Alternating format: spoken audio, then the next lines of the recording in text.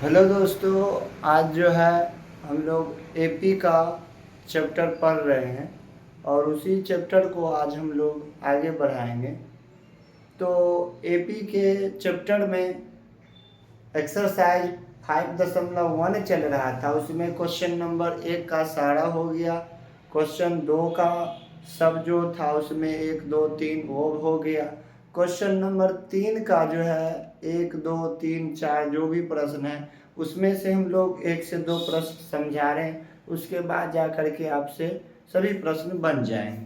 तो सब देखिए, प्रश्न जो है 3 का 1 नंबर प्रश्न, एक या जो भी और होगा जो कठिन लगेगा उसको हम लोग बता रहे हैं। तो देखिए, कह रहा है निम्नलिखित में से प्रत्येक एपी के लिए प्रथम पद तथा सार्वंतर लिखे।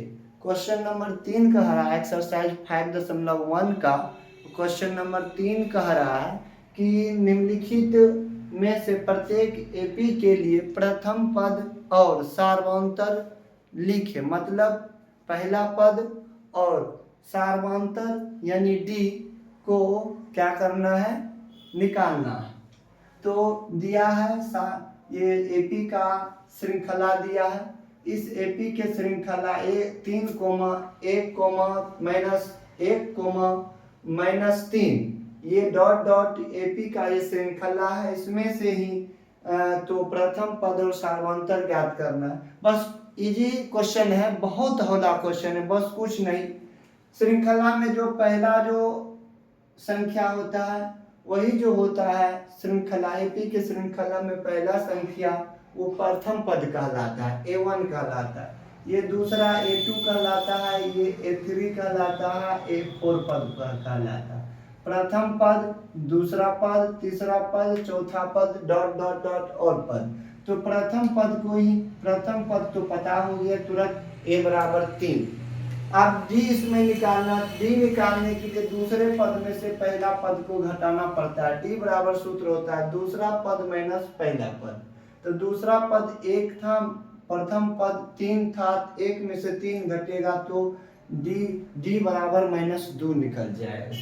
एक और बच्चा बोला था प्रश्न की 3 का 4 बताइए। 3 का 4, क्योंकि ये दशमलव में प्रश्न है, बस कुछ नहीं है, दशमलव में रहे या बटे में रहे, भिन्न में रहे, किसी भी परिस्थिति में रहे तो सेम उसी तरह बनेगा। तो 0.6, 1.7, 2.8, 3.9 डॉट ये एपी का श्रृंखला दिया है।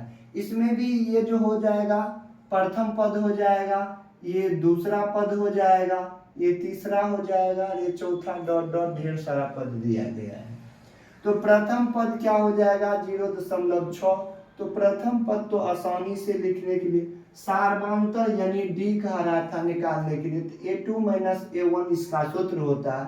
A2 यानी 1.7 से माइनस करेंगे 0.6, दूसरा पद में से पहला पद को घटाएंगे तो निकल जाएगा 1.7 में से 0.6 को घटाएंगे तो 1.1 बचता है।